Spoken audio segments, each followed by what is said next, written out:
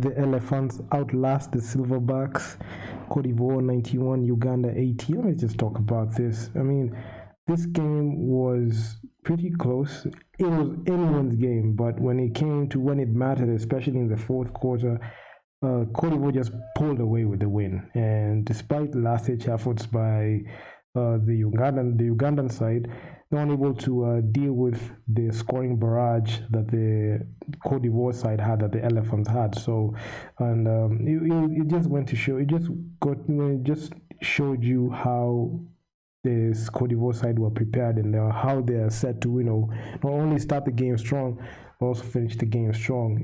Because the game in the fourth quarter, especially at crunch time when it mattered, the Elephants just came out strong. They out-rebounded the Ugandan side, 43 total rebounds. They had 13 offensive boards, 30 defensive rebounds, 13 offensive boards. So those second chance points were pretty crucial. And they made sure they bag them as well. They shot 53% from the field, the Cote d'Ivoire side. And they shot on 2-point field goals, 66.7%.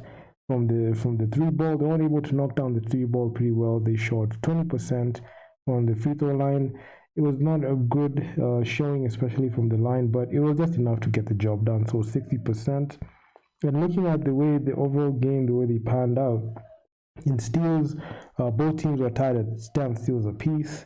But when it came to the assist department, you can see Cote d'Ivoire knew how to dish out the rock pretty well and make those passes count, as they were able to rack up 26 total assists. Both teams, in a rare occurrence, were tied in turnovers at 16 apiece. But defensively, Cote d'Ivoire showed up pretty well, as they recorded 3 blocks. And looking at the overall feel of the game, especially points in the paint, remembering the fact that the Cote d'Ivoire side out-rebounded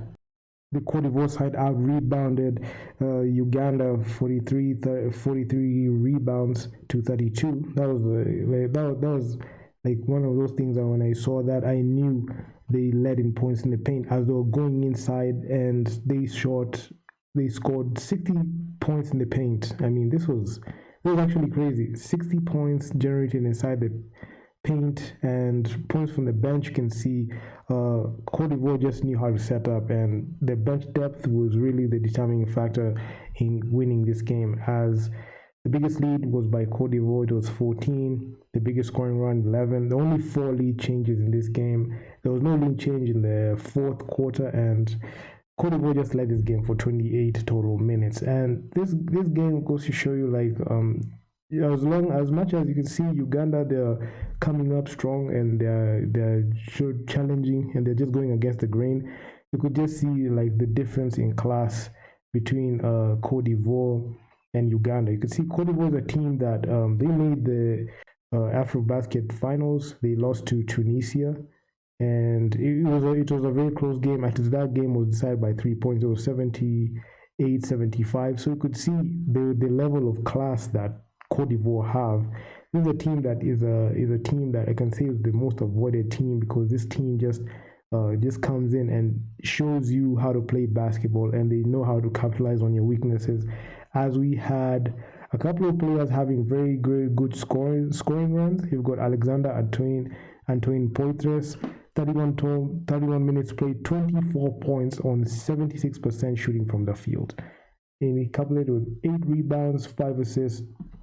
Didn't record a personal foul with a turnover, 3 steals and 3 blocks. This man had a plus-minus of a plus 29. So this is actually one of the eye-opening performances you can see from the Cote d'Ivoire side. And not only him, we also had Solo Diabate, 25 minutes played, 13 points, 54% shooting from the field. He had 11 assists. I mean, this man dished out the rock 11 times. He had 2 rebounds. Okay, he struggled with 1 personal foul and 6 turnovers. The 6 turnovers, really, he had to take care of the ball, but he tried by getting 1 steal. But his performance, his shooting was actually pretty good. Then we got Vafesa Fofana, 30 minutes played. He played heavy minutes, 18 points, 63% shooting from the field. And he had 4 rebounds, recorded 3 personal fouls, 1 turnover, and a plus-minus of +3. Then we've got Maxence Dadiet, 27 minutes played, 15 points, 70% shooting from the field. and 2 assists and 3 steals, the rare 3 steals. So I mean, the Cote d'Ivoire side just knew what they were doing, and they just knew how to capitalize on Uganda's weaknesses. Despite Uganda just showing up some fight, the Uganda side didn't just lay down and just take the L. They tried to fight back, but it wasn't enough because you could see the class that the Cote d'Ivoire side had. It was just a different time, and you could just see like this is a team that they just know what they're doing on the court. They just know how to position themselves on the court, and it was something that when you look back at it, you could just see this is a team that is a legit contender in Africa alongside those big teams like Tunisia, but Tunisia are not looking like the challengers they once were. They're not looking like the champions they once were. Egypt, Senegal. I mean, they're Nigeria. Cote d'Ivoire is just on that level, man. Uganda, they tried their hand in it. Robinson Opong, he played heavy minutes, 18 points, 43% shooting from the field. He had 6 rebounds, 1 assist, struggled 2 fouls, 1 turnover. He had 2 steals, had a plus minus of -2. Jimmy and Nabu, 31 minutes played heavy minutes, 16 points, 53% shooting from the field, 1 for 1 from the line. He had 4 rebounds, 5 assists, struggled with 1 personal foul and 7 turnovers. So like you see the turnover bug really destroys, like hampers your productivity on the court. Despite scoring 16 points, he had a plus minus for -11. And Ishmael Wainwright, man, this guy played the heaviest minutes. He played the most minutes, 34 minutes played, 16 points. He was very inefficient, 23% shooting from the field, 77% from the line, which is actually pretty good. But he racked up 7 rebounds, 1 assist, struggled with 3 fouls and 4 turnovers. He had 1 steal. He had a plus minus for -17, the highest plus minus in anyone in the team. So I mean, it was not a good look for him because he's a player that plays for the NBA. So expect that level of productivity that he produces for the Phoenix Suns to translate in the Silverbacks.